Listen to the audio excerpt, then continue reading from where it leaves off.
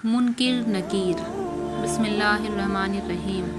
यकीनन सब तारीफ़ अल्लाह के लिए है।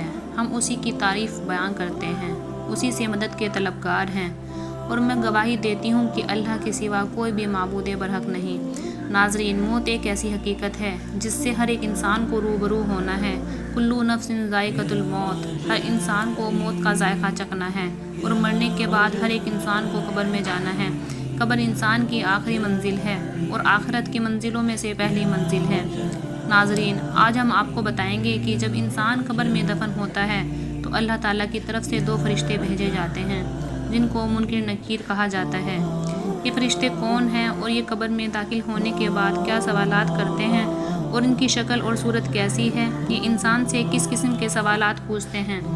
वीडियो में आगे चलने से पहले आप लोगों से गुजारिश है कि वीडियो को स्किप नहीं करना है, आखिर तक ज़रूर सुनें। अगर आप हमारे चैनल पर नए हैं तो वीडियो को लाइक और सब्सक्राइब करें।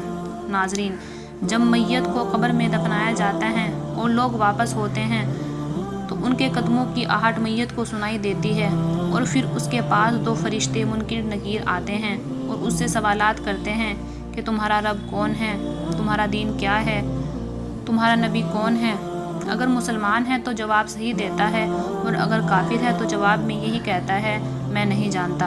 हज़रत उमर रज़ी अल्लाह अन्हा फरमाते हैं कि हुज़ूर अकरम सल्लल्लाहु अलैहि वसल्लम ने मुझसे फरमाया, ए उमर, तुम्हारा उस वक्त क्या हाल होगा जब तुम 4 हाथ की लंबी और 2 हाथ चौड़ी ज़मीन में यानी कब्र में होंगे और तुम मुनकिर नकीर को देखोगे। मैंने अर्ज़ किया, या रसूल अल्लाह, मुनकिर नकीर कौन है? हुज़ूर सल्लल्लाहु अलैहि वसल्लम ने फरमाया, ये कब्र में इम्तिहान लेने वाले 2 फरिश्ते हैं जो कब्र को अपने दांतों से कुरेदेंगे, और उनके बाल इतने लंबे होंगे कि वो अपने बालों को रौंदते हुए आएंगे, और उनकी आवाज़ ज़ोरदार गरज की तरह होगी।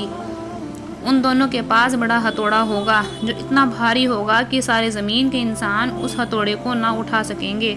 वो तुम्हारा इम्तिहान लेंगे। अगर तुम जवाब ना दे सके या तुम लड़खड़ा गए तो वो तुम्हें हथौड़ा इतनी ज़ोर से मारेंगे कि तुम राख बन जाओगे। मैंने कहा, या रसूल अल्लाह, क्या उस वक्त मैं अपनी इसी हालत में होऊंगा? हुजूर ने फरमाया, हाँ। फिर मैंने कहा, तो मैं उन्हें देख लूँगा। एक रिवायत में ये है कि हुजूर सल्लल्लाहु अलैहि वसल्लम ने फरमाया, उस जात की कसम जिसने मुझे हक देकर भेजा है, मुझे हज़रत जिब्रील अलैहिस्सलाम ने बताया है, वे दोनों तुमसे सवालात करेंगे कि तुम्हारा रब कौन है। तो मैं कहूँगा कि मेरा रब अल्लाह है।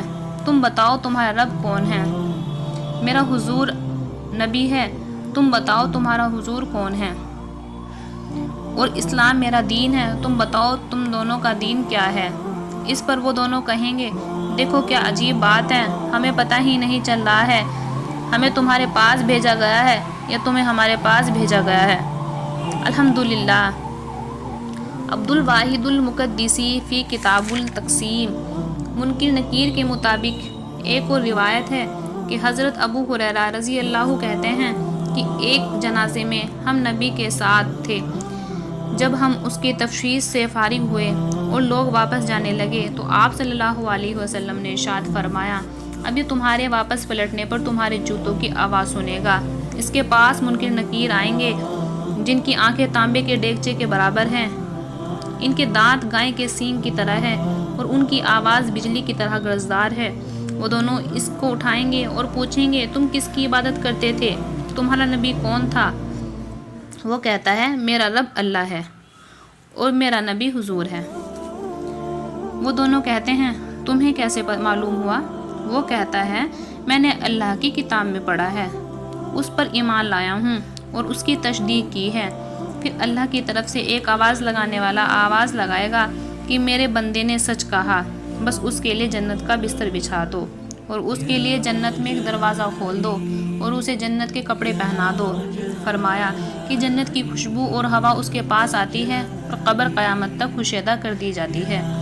सुभान अल्लाह। और जब काफिर मरता है तो उसकी रूह को जिस्म में लौटा दिया जाता है। 2 फरिश्ते उसके पास आते हैं, उसे बैठाया जाता है और उससे पूछा जाता है, तेरा रब कौन है? तेरा नबी कौन है? वो कहता है, हाय हाय, मैं नहीं जानता। ये आदमी कौन थे जो तुम्हारे पास भेजे गए थे? वो कहता है, हाय हाय, मैं नहीं जानता। بس آسمان سے ایک منادی آواز لگاتا ہے کہ اس نے جھوٹ بولا، اس کے لیے آگ کا بستر لگا دو، آگ کے کپڑے پہنا دو اور جہنم کا دروازہ اس کی قبر میں کھول دو۔ فرمایا، جہنم کی گرمی اور گرم ہوا اس کے پاس آتی ہے اور اس کی قبر اس قدر تنگ کر دی جاتی ہے کہ اس کی پسلیاں آپس میں تنگ ہو جاتی ہے۔